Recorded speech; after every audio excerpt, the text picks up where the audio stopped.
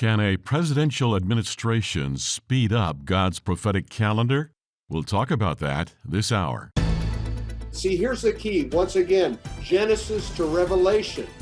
You can't take out prophecy, because if you do, you don't understand the biblical significance of the days we live in. Welcome to Understanding the Times Radio with Jan Markell, Radio for the Remnant, brought to you by Olive Tree Ministries. Today, Jan spends the hour with Bill Koenig, a news journalist who has covered 3 White House administrations over 20 years. Presidential actions really do have consequences, and that has transpired in all administrations, and particularly when they hold to godless principles. Also joining Jan is Pastor Mark Henry, co-host of our bi-monthly Understanding the Times conferences in Minneapolis. Bill, Mark, and Jan also consider some of the current financial trends that are changing the way you live. Now here is today's programming. When I see these events happen over and over again, when I saw them happen for Bush, Clinton, and Bush, and Obama, and now Trump, I go, this is just continues to confirm over and over again that you touch that land, the greater the, let me put it this way, the greater the pressure on Israel to divide their covenant land, the greater the corresponding catastrophe in America.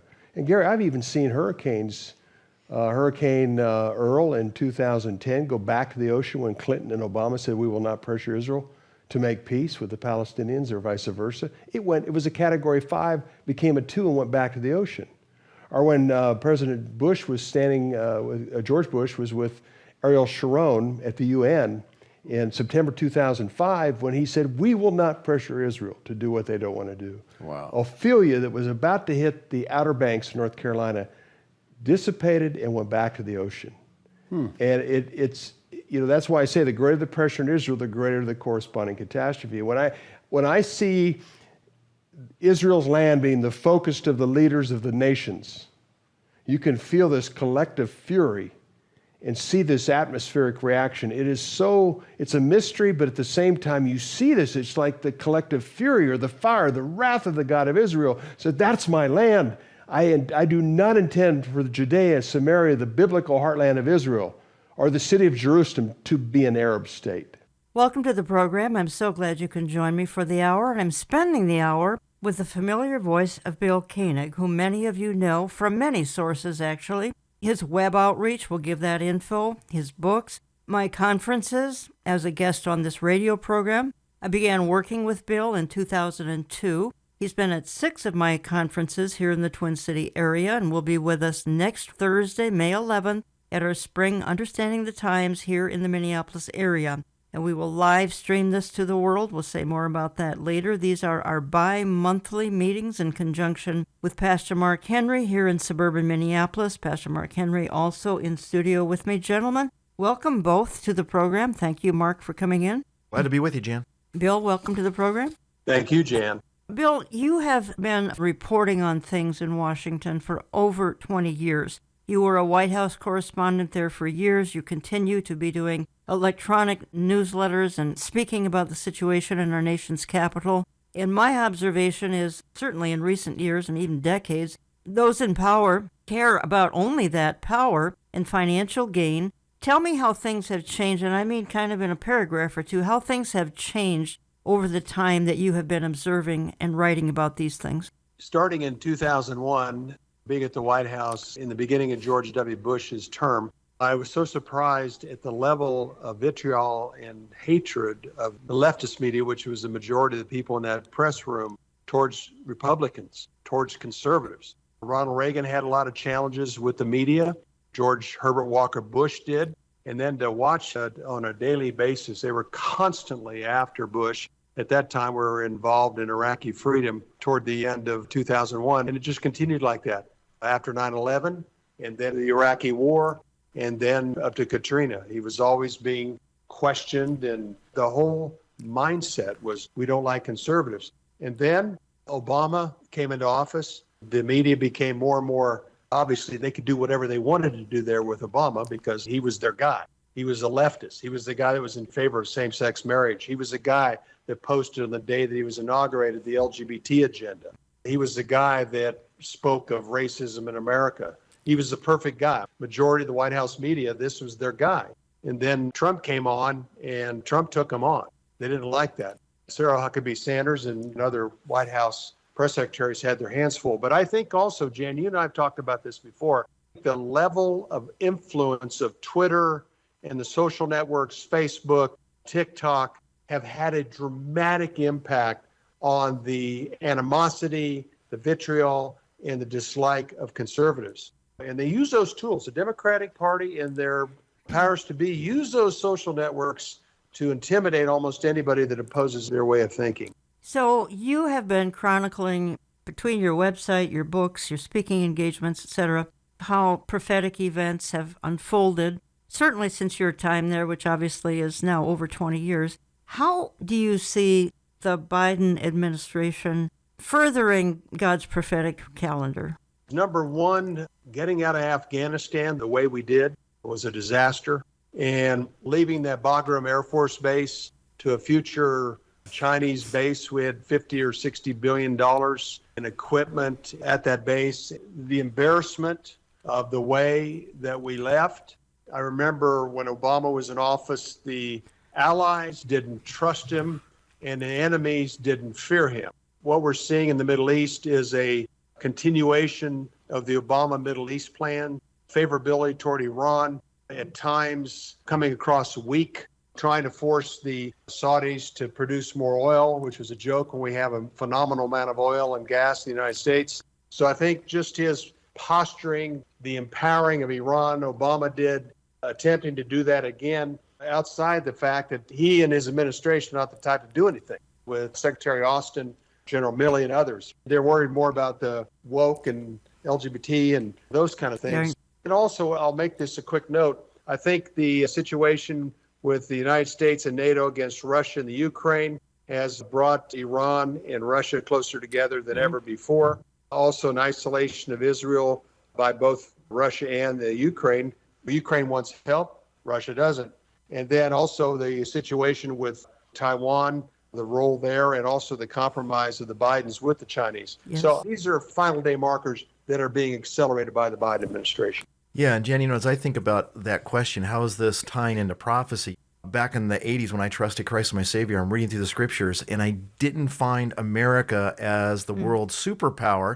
We find this revised Roman Empire, we find the Antichrist during the time of the tribulation, and all of this unfolding, of course, after the rapture of the church. And so I remember asking people, it's like, well, if America's not the superpower, I mean, how does this take place? And it was incomprehensible how America could be removed. And I remember even, I was in high school, I said, that's impossible. The American dollar, the American economy is too strong. There's no way these other countries could lead the world. Here we are seeing the collapse of the American economy, American leadership.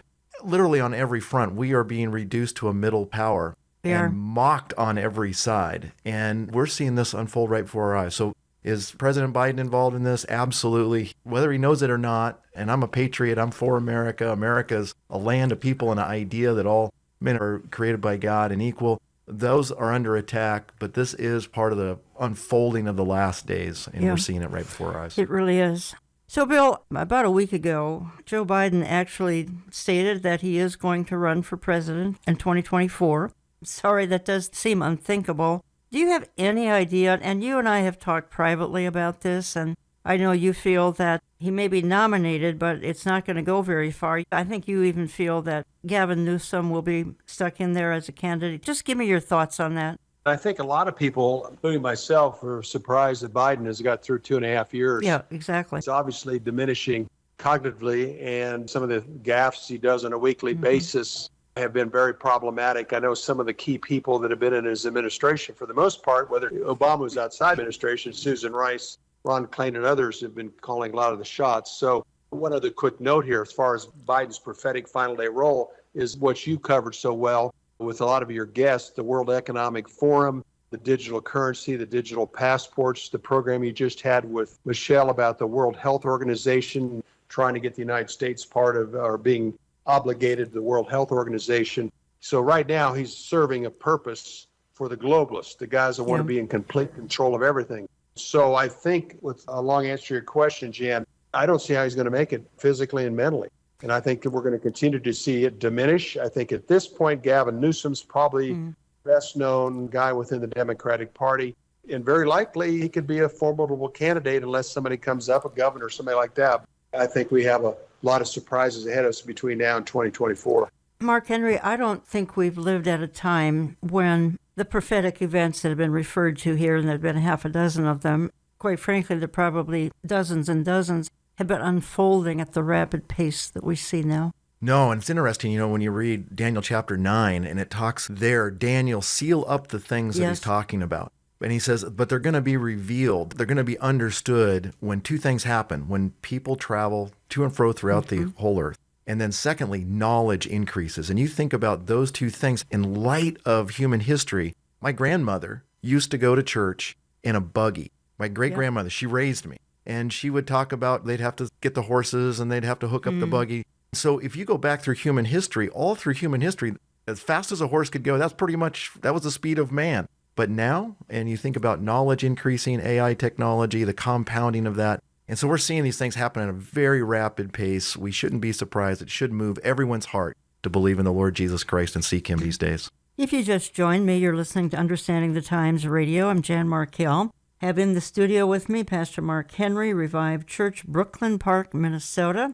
He co-hosts the bi-monthly Understanding the Times events here in the Twin Cities, and you can always watch them live or post-program, either markhenryministries.com to watch it live. Bill will be with us on Thursday, May 11th, 7 to 9 p.m. Central Time, always Central Time. Doors open at the church at 6 p.m., and that's Revived Church, 7849 West Broadway, Brooklyn Park. Plenty of seating, but you might want to get it on your calendar quickly because it's coming up here. You can also use the Mark Henry Ministries app, Olive Tree Ministries app, and view the events post-program, olivetreeviews.org, markhenryministries.com. And by the way, Michelle Bachman will be a part of the program that evening as well, participating in the panel discussion and the Q&A. So Bill Koenig and Michelle Bachman. Bill, I want to play a soundbite. It's of you. And I think the thing that has made an impression on so many people over the 20 to 30 years that you've been speaking out as you have, has been how you have documented so carefully, not just a dozen events, but hundreds, the consequences that happen to America when we start putting pressure on God's land. I'm going to play a real short clip here, and it is you talking about this, and you go back to 1991 and George Herbert Walker Bush. Genesis 15:18, God spoke of the boundaries of his covenant land, the Abrahamic covenant. It's Genesis 15:18. It goes from the Euphrates River to the great river in Egypt. And Israel's never fully occupied that land, but I can tell you that is God's covenant land. He did not establish that land to be an Arab state. He did not plan for an Arab state to occupy Judea and Samaria, or a capital to be in East Jerusalem. This is God's covenant land. God blessed the Arab people with lots of land and lots of people, and they have their land. But this land is covenant land. This is God's land. And I determined when we attempted to put pressure on Israel to divide their land, we would have enormous atmospheric reactions within the United States. It's a perfect storm. The first one, the perfect storm in 1991. President George Herbert Walker Bush is in Madrid, Spain, calling on Israel to give back the land that they obtained in the war of self-defense, the 6-day war. And as he's calling on Israel to give up this land, Judea, Samaria, East Jerusalem, 30-foot waves are crashing into his home in Kennebunkport, Maine, at the very moment he was speaking. Not a day later, a week later, a month later. And at that point, President Bush had the highest approval rating in history at 91% after the successful Desert Storm.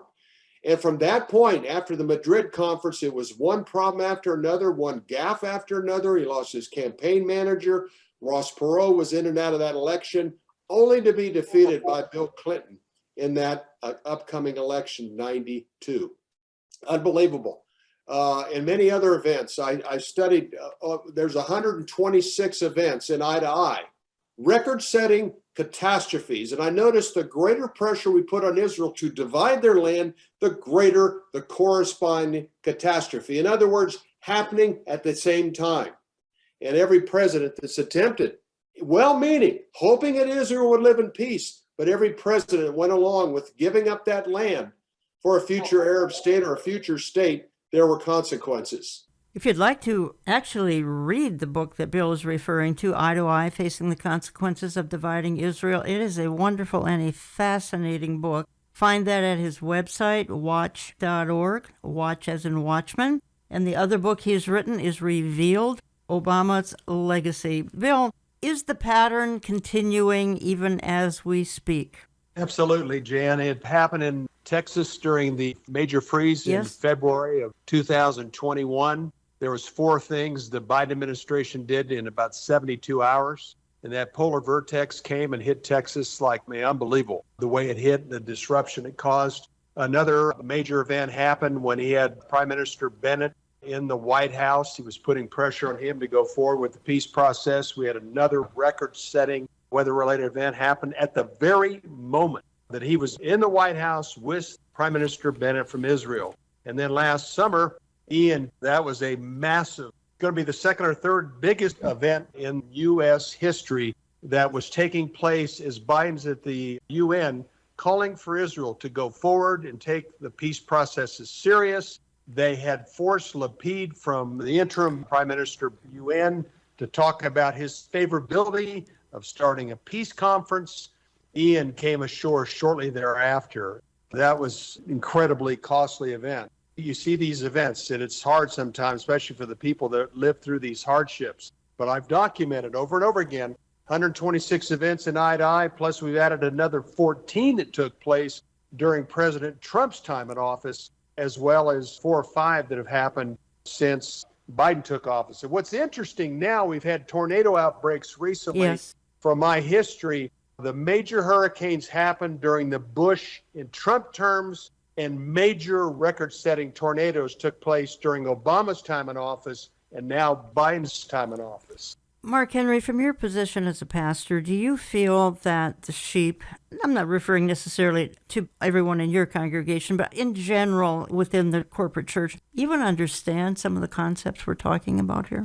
No, and it's really sad. Genesis 12:3 says, Abraham, I'm going to bless you, and I'm going to bless those that bless you and curse those that curse you. And you read all through the Bible, Jan, every time somebody is attacking God's covenant people, the Jewish people, there's always massive consequences. Then by the time they enter into the land, there's these consequences that come. In fact, God, even in Joel 3, talking about the future when he brings all the nations of the world against Israel in the valley of Jehoshaphat, and he judges them, it talks about how they scattered Israel, and that's why he judges them and why they divided up his land. What you do to Israel really matters. We see it everywhere in the Bible. We see it over and over and over again, which shouldn't be missed. And I think there's another element, Jan, and that's this. God is no respecter of persons. It doesn't matter if you're president of the United States or some obscure person. It doesn't matter if you're from this party or that party. When you go against Israel, there's going to be consequences. Jan, I wish the president would stand up and say, you know, all of the Arab nations own a lot of property. Yeah. And God said from the great river Euphrates down to the great river of Egypt should be Israel's. That's right. So let's talk about a peace plan where you guys give up some property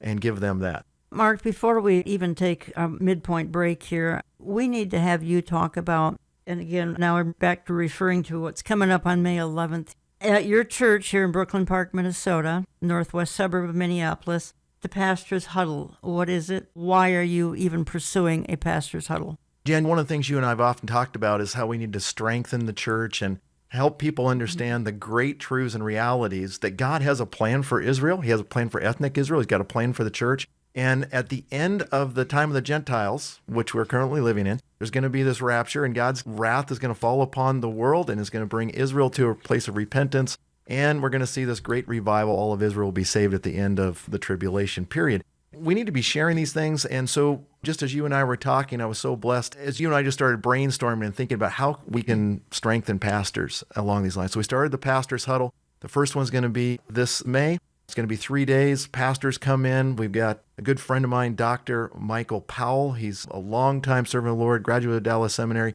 from the old days, from Dr. Pentecost and Ryrie and Woolvard generation. That's who he was trained under. He's just a great servant of God. He's helped me understand the scriptures. We're going to be talking about a dispensational hermeneutic as it applies to Daniel and Revelation, and that's what pastors need to understand. That's May 10th, 11th, 12th coming up. It's in conjunction with our meeting here with Bill Koenig, and I think it may be getting close to almost being filled up, but we're looking towards October as well. Yeah, so we're going to have a number of these. This first one is in May, and then the next one is in October. And I want to encourage you pastors, listen, you need to spend time with really godly men who have pastored a long time, who have studied theology. We want to look at the complexities because, quite honestly, most pastors are being trained from a preterist perspective, from a replacement theology perspective. And guys, we need to spend some time with some really godly men, sort these things out, and preach the scriptures in their entirety.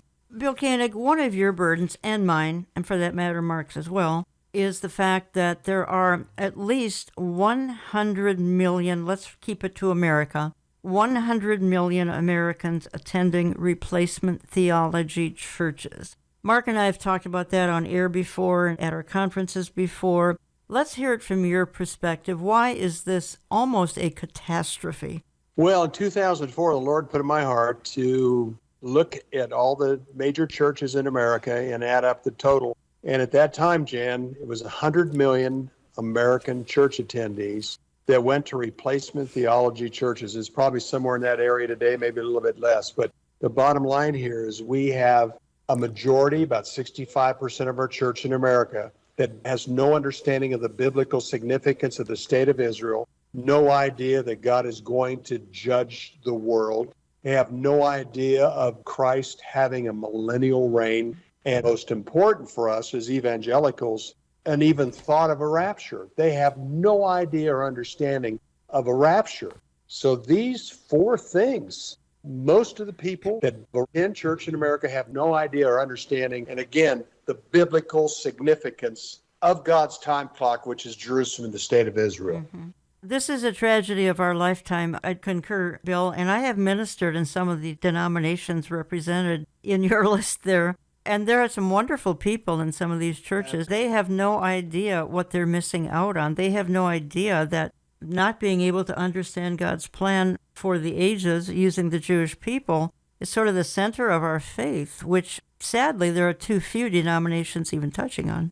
Absolutely. But I think there's going to be an opportunity, Jen. I think more and more are saying, do you know about the apocalypse? And it's giving us opportunities, Jen, and programs like yours and the work that Mark's doing with pastors and others, like the work that we do, is pointing people to the biblical significance of the scriptures. I remember I had some Orthodox Jews that were Torah observers. They were correspondents to the White House. And anytime something would happen in Israel, the Middle East, they'd come to me and go, where's that in the Tanakh or the Old Testament? I said, well, look at Daniel 9:27. Look at Zechariah 12. Look at Isaiah 63. And I'd start giving them a lesson on prophecy. Again, 27% of our Bible is Bible prophecy. It's as relevant today as it's ever been. And we are a blessed generation that very likely is going to see our Lord's return to a nation called Israel, the New Jerusalem. So it's an opportunity for us to be there, to share. And at some point, I think when times get even more challenging, people are going to want to have a more biblical perspective,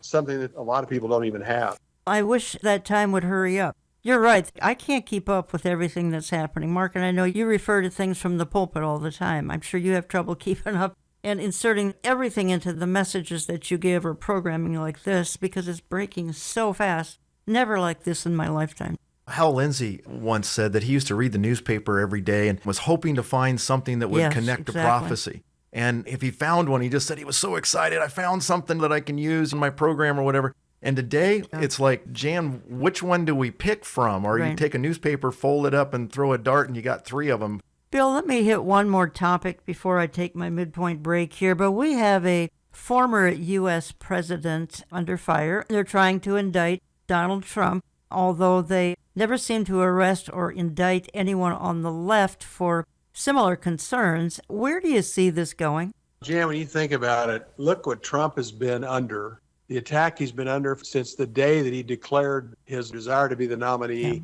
of the Republican Party in 2015. It's unbelievable what he has been through.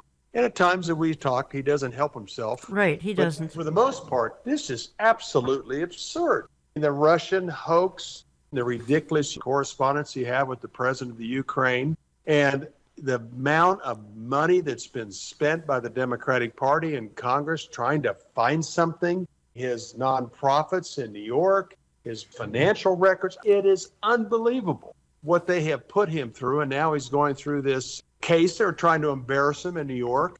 Alan Dershowitz and other attorneys have said, there's no grounds here. This is ridiculous. And yeah, he'll probably be found guilty, then he'll appeal it. I think the case is going to court in December. It's unbelievable. Jan, never, ever have we seen attack on an individual like President Trump.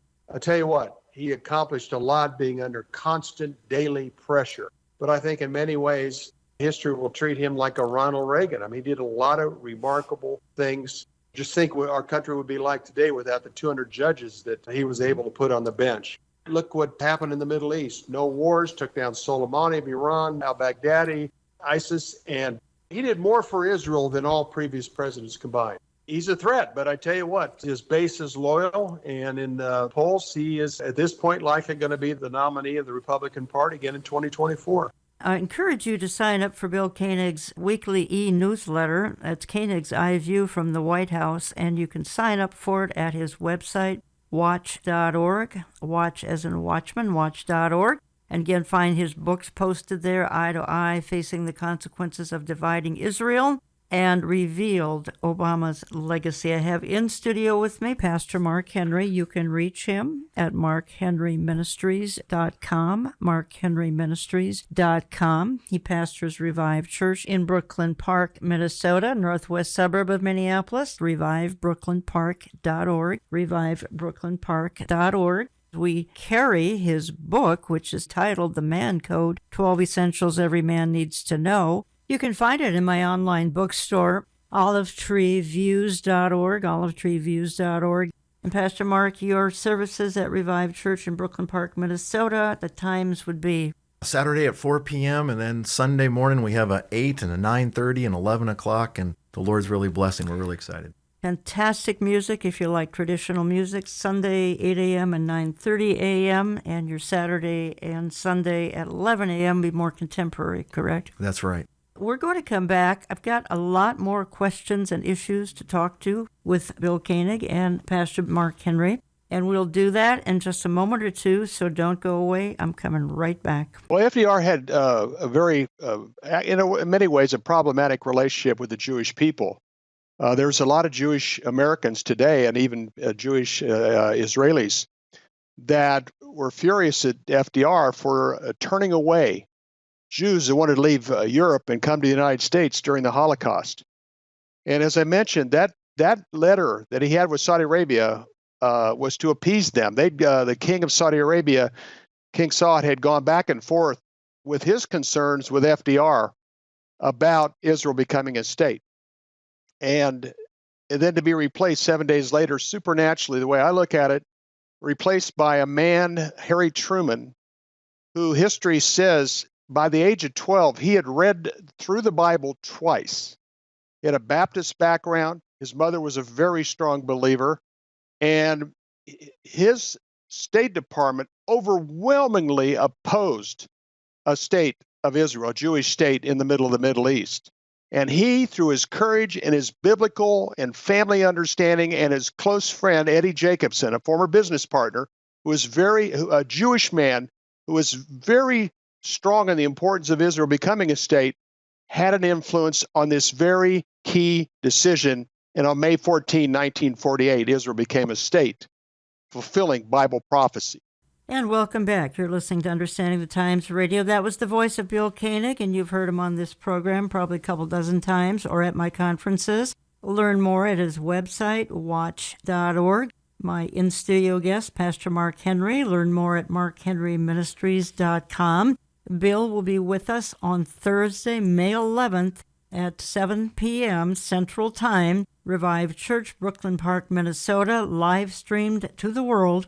markhenryministries.com. You can watch it live there. Mark's app, Olive Tree Ministries app. You can find it on our website's post-program. No cost, lots of seating, first come, first served. Again, that's 7849 West Broadway in Brooklyn Park, Minnesota. 7 to 9 p.m. Central Time. Doors open at 6 p.m.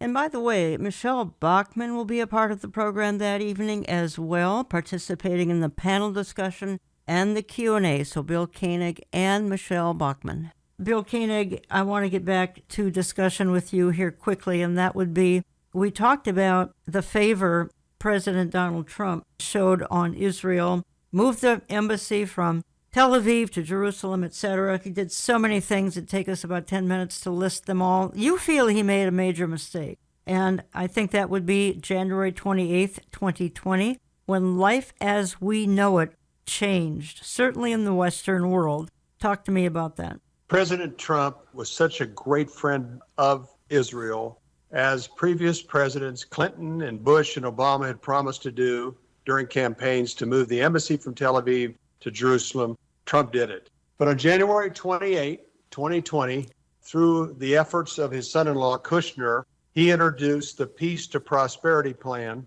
at the White House. Michelle Bachmann was there, myself and others, the media and past president and other government officials. Netanyahu was there, people from Israel were there, and Trump gave his plan that also had a map. What was interesting is right after he presented his map that went on Twitter, we had a 7.7 earthquake shake the Miami financial district. What was interesting about that earthquake, usually they come in hot and then they drop to a lower size. That came in at a 7.3, and rather than dropping into the sixes, it was bumped to 7.7. I thought, oh, thank you, Lord. Literally 42 minutes after Trump's map that superimposed the map of Genesis 15:18 was presented.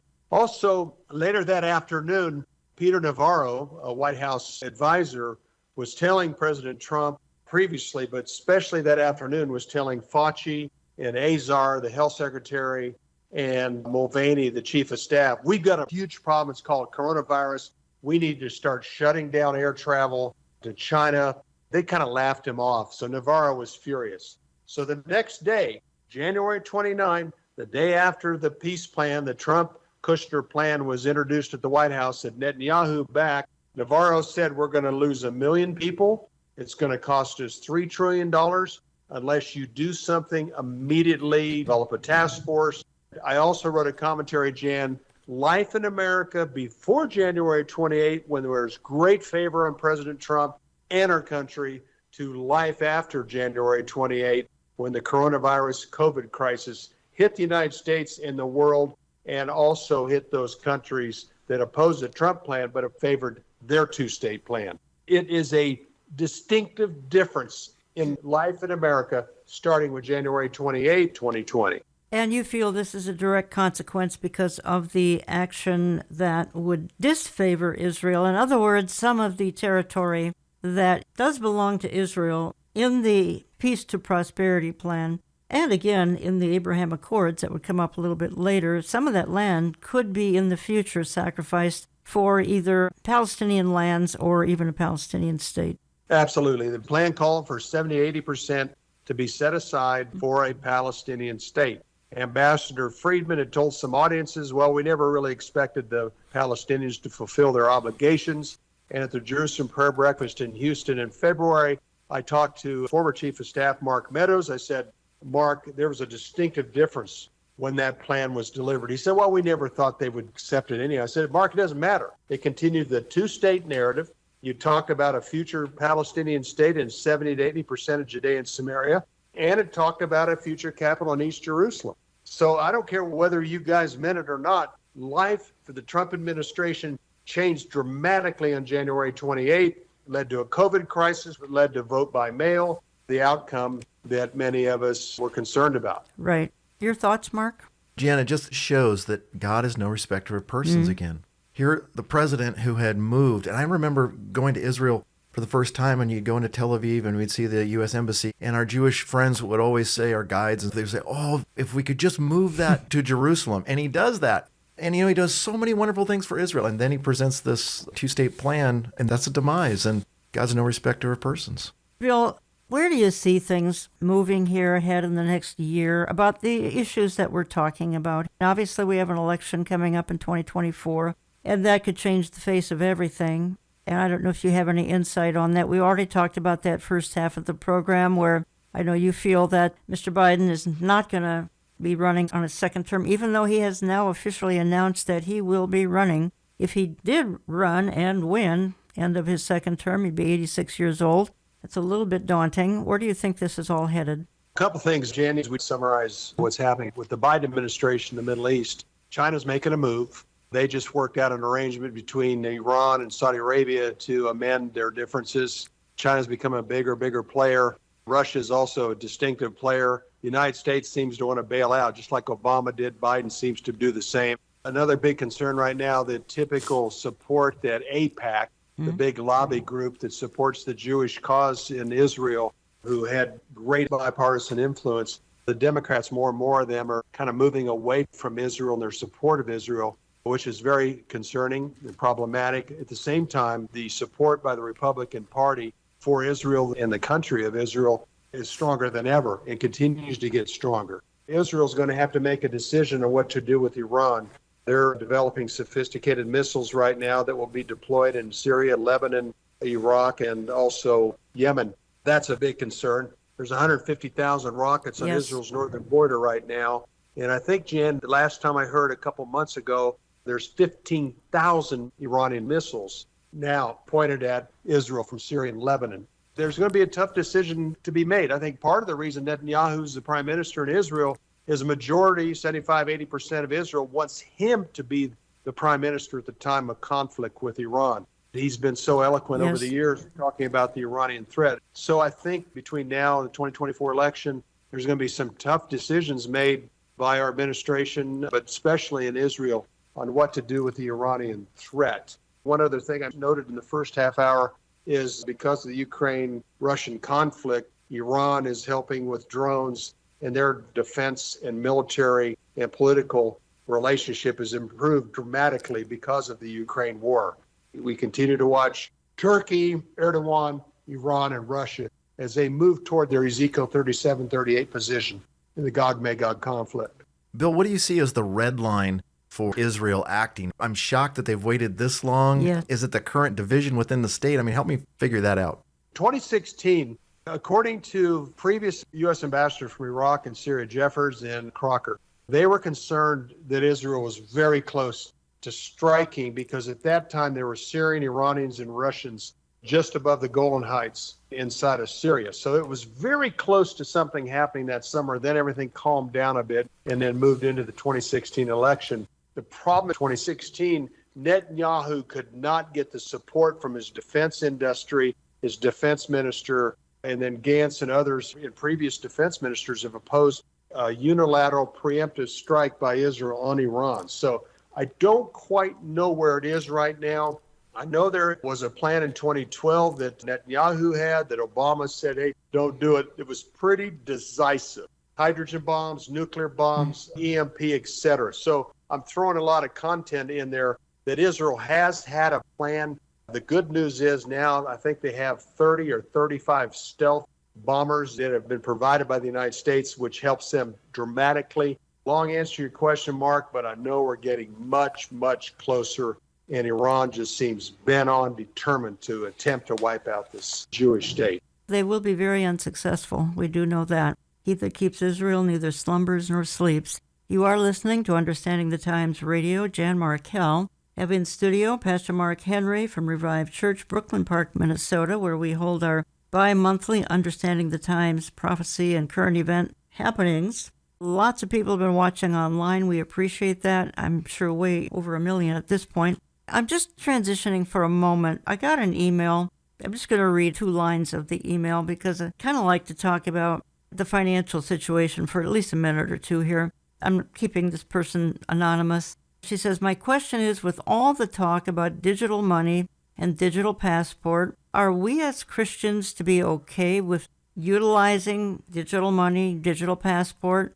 Isn't it the beginning of the beast system? Are we to, in other words, tap into it and just trust God, or forego taking a part of this new money digital system? Let me just comment here. We won't have any option. If we're still here when this is implemented, we have no option but to tap into this because cash will be gone. And then, Bill, you were telling me a little bit about how the new marker will be QR codes We talked about that for a short time. Everything will be totally digital. Let me play just a real short clip here of a discussion on the coming economy. Both of you gentlemen are so gifted when it comes to money issues. This is Tucker Carlson and an economist by the name of Stephanie Pompey. By the way, my concern is that Tucker's leaving of Fox, which is now some 10 days ago, is a fatal blow to Fox News. And as Bill said to me privately, we need to start boycotting Fox for some other options, Newsmax and other options out there.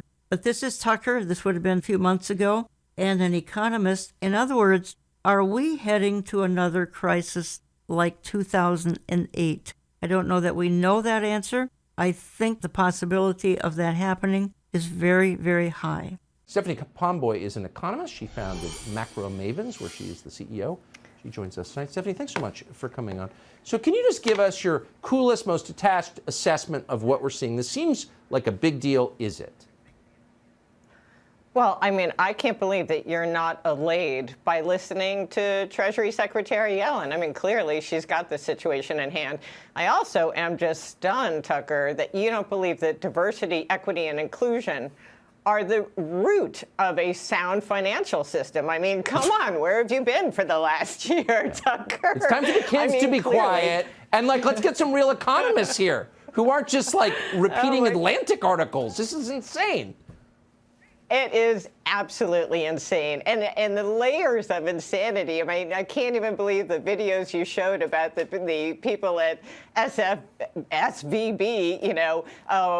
focused on the women's ski vacations and whatnot. It's just nonsense. And you're right. What we're facing right now is really serious. I mean, we are on the brink of a 2008 style financial crisis, and I'm not trying to be hyperbolic. In fact, you and I discussed this at length in our long-form interview several months ago. And at the time, the Fed hadn't even raised rates nearly as high as they have today. And I was saying, look, you don't raise rates in record fashion on an economy toting record leverage at maximum speculation and expect no consequence. I mean, this was clearly going to happen, and now we're seeing the weak links in the chain break. The areas where speculation was most rampant and most egregious are clearly coming down, and they're doing so as they seem to do in all the three-letter acronyms, just like they did in 2008. We're back to the three-letter acronyms. And there'll be a lot more of those. And frankly, I think, this is the unintended consequence of the Fed's monetary policy, yes, layered with really bad fiscal policy on top of it. But essentially, they've been encouraging people to take reckless risks for years just because you had no alternative. You could get 0% sitting in a T-bill or having your money in the bank, or you could run out and you could speculate. And that's what they've done, and that's all coming back to bite them hard. And we've got some major consequences coming at us. And I think it's going to devolve very rapidly because of all the leverage that's been built up here. It's exactly right. If you treated your children like the Fed has treated Wall Street, your kids would all be in rehab. What they've done is bad, no doubt. Mark Henry, do you feel then that we are, or we could be anyway, on the verge of another crisis like 2008? It seems like things are all lining up to me. I don't think it's hyperbole, Jan, to say that's going to be something like 2008. I don't even think it's hyperbole to say it's going to be worse. Okay. Because when you think about how the middle class is systematically being destroyed, and you think about how the 11 elements of the S&P 500, the index there, and how everything is being gobbled up by the government, these different industries and so forth. Think about everything being broken, everything from healthcare to finance, the banking system, not being able to make anything on your money if you're on a fixed income, and for so long CDs don't make any money and bonds don't make any money and so forth. And now the flip to the other side. And I was just actually out in California with some friends and talking about the housing situation there and looking for a house actually for my son. He just went on staff out there with the church. And the realization, it's multiple families in all of these houses. The middle class is being wiped out, and I think it's going to be actually worse. Bill Koenig, your thoughts on this, please? I agree with Mark. This is a very problematic period. We have, I understand, 50% of Americans living paycheck to paycheck, tremendous amount of stress. Biden and his people were so anti-American production of oil and gas that has raised the price of crude oil to a very high rate that's helped spawn this massive inflation, which more and more people are having to go into their savings to make ends meet because of the cost of everything. As far as the digital currency, the central banks are determined and bent on putting that in place. You've covered it so well, Jan, in many of your programs. The other thing is this implementation of QR codes. I'm amazed at how fast that's happening. In Japan, it's a digital wallet. Everything is done with your iPhone or your cell phone. And I think that's where we're going right now. We're going to see the total diminish of the use of cash. And I know we're rapidly moving in that direction, but then QR codes are so convenient.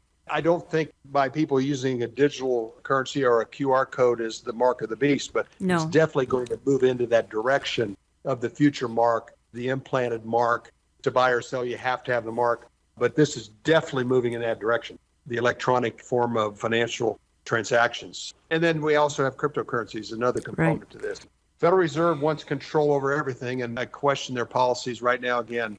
And once again, it's going to be the big New York and Wall Street firms that are going to make a killing on these higher interest rates, like we've seen with Chase, Citibank, and a few others here recently. So, Mark, what is the Christian to do? Obviously, we can trust the Lord, but is there something we should be doing beyond that? Every day I'm asked, Jan, and I know you are too here at the Mystery, how do we handle this economic catastrophe, this tidal wave that's coming? Right. And in many ways, there's nothing we can do except prep. We need to prep our souls. We need to prep our assets as best as you possibly can. We need to think about security because as an economy is destroyed, lawlessness will increase. There will be greater threats. I'm encouraging men and women, you need to be thinking about those three things. How do I prepare my soul? It starts with the Lord Jesus Christ. Walk in godliness, draw near to God, never put your trust in assets or men. We're always to grow in the grace and knowledge of the Lord Jesus. Think about your assets, manage them well. There's 2,200 verses in the Bible. Those have been applied in all sorts of different economies and all sorts of different time frames, and they're always sufficient. God will give us direction. And we also need to think about security on just a personal level because it's going to be more dangerous. Your thoughts on this, Bill Koenig? How can the average listener who tends to get quite overwhelmed with these kinds of topics, the financial issue, how things seem to be falling apart, at least financially speaking, your word of wisdom to some listeners right now? I think the main thing is, number one, this is an opportunity for us to get closer and closer to our Lord Jesus Christ. Secondly, I think it's very important for us to be sensitive to our families and other people that are worried and concerned about the times we're living in. These are definitely peculiar times, but we're living in the times as Jesus spoke of in Matthew 24 in the Olivet Discourse, as in the days of Noah. I think we shouldn't be overwhelmed by that, even though at times it seems hard not to be, but I think no spirit of fear. That's a big concern today with Christians and people that can't process fear, worry. But I think at the same time, this is an opportunity, again, for people to have a personal relationship with Jesus like they've never, ever had before. Spend more time in the Word, listen to some good worship music, go to good churches like Mark's and others, and get fed, fellowship amongst brothers and sisters, and keep our eyes on the Lord, which will help us through these times, and at the same time, look with that blessed hope of Christ's return. Not sure when it's going to be. We certainly think it's going to be soon, but just remember God's plan for our lives, God's plan for our future, and get excited and expectant of his return. Again, you want to sign up for Bill's e-newsletter, Koenig's Eye View from the White House, do so at his website, watch.org. Mark, you had a comment? Jan, just thinking about what Bill said there, that concept of fear. Satan always wants us to be afraid. And over, Jesus says, let not your heart be troubled. Believe in God, believe also in me. In my Father's house are many dwelling places. I go to prepare a place for you. I will come again, receive you to myself. There's the rapture there. We're anticipating that. Or in 2 Timothy, God has not given us a spirit of timidity, but of power, love, and a sound mind. God's going to use all of our listeners, all of our friends who are following Jesus in the life of their family. So you draw near to the Lord, you find God's grace, God's strength, God's peace, God's joy in the midst of that, and it's going to have an impact on others. So seek the Lord. Thank you for that. Let me ask you one more financial-based question. What does it mean to the average listener? Should the dollar stop being the reserve currency? That is in the process of happening. What might take the place of the dollar? The yuan, the ruble, what? What does it mean to the average listener? Mark? I think Chinese currency is going to be the one that ends up coming into play, unless there ends up being some sort of agreement with the Chinese, because quite honestly, the Chinese having more and more, gobbling up the control on all That's sides, right. it seems. That's right. Some sort of digital currency, a global currency, or maybe there's going to be a couple of different digital ones. But as America loses that, we're going to see skyrocketing inflation because oil is traded in the U.S. dollar. But that is changing. That's right. And it's changing on all levels of trade as China is talking to Russia, as they're talking to Saudi Arabia, as they're down in other parts of the world. And we can look back and we can see great empires in the past who had the reserve currency of the world. For example, after the Napoleonic War, we had the British pound. And you can see what happened. There's going to be inflation. There's going to be hardship. There's going to be difficulty. But again, if you're a follower of Jesus, just remember this. These things may be out of our control. God is not surprised. He took care of Elijah during an economic collapse in their day because of sin. You can lean in on the Lord. Again, folks, we hope that you'll either attend or tune in next Thursday, May 11th, 7 p.m. Central Time, for our Spring Understanding the Times event, and that would be at Revived Church, 7849 West Broadway, Brooklyn Park, Minnesota. Pastor Mark Henry has been in studio with me to talk about that. Watch it live, markhenryministries.com, the Mark Henry Ministries app, Olive Tree Ministries app. Watch it post-program on my website, Mark Henry Ministries website. Bill Koenig, I'm down to a couple minutes. I want to give that time to you. Anything you'd like to summarize, please go ahead. Well, thanks, Jan. Great being with you and Mark today. I've talked to quite a few friends here in the last couple of weeks, and we all are just kind of what we just touched on, somewhat surprised at the times we live in. I don't think any one of us expected us to live in a day such as this. I mean, we can read prophecy, but to actually live it out, it's so unusual. But it is also an exciting time again. I'm very hopeful, expectant. I don't know when the Lord's coming back, but I have really personally felt a desire to spend much more time in the Word, much more time attending church, watching Christian TV. I just love praise and worship music. We just got to fill ourselves and feed ourselves with the joy of Jesus and the expectation of Jesus. And at the same time, keep praying for those lost ones in your family that you're so concerned about. We hear stories all the time. We've all had personal stories of people in our families that we've prayed for that have now have Jesus as their Lord and Savior. And I think God gave us 27% of the Bible to tell us what's going to happen when prior to his return. And we certainly seem to be the generation that's going to see the Lord's return. So let's capture the moment for Jesus. That'll make a difference in our families, in our cities, our countries, and whoever God chooses to bring home with us. We have an influence in those folks as well for his purpose and glory.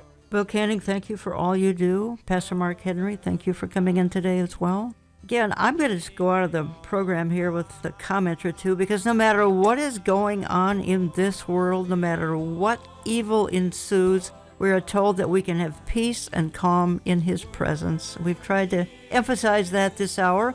No matter who sits in government, we can have assurance in knowing God sits on the throne. No matter how dim things seem to be or how dark things get in this world, we can know with certainty in our hearts that the sun, S-O-N, still shines. In John 16:33, Jesus states, I have told you these things so that in me you may have peace. In this world you will have trouble, but take heart, I have overcome the world. I want to thank you for listening, and we'll talk to you again next week.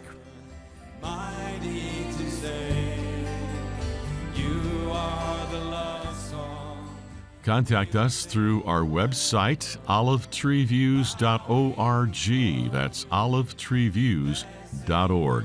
Call us Central Time at 763-559-4444.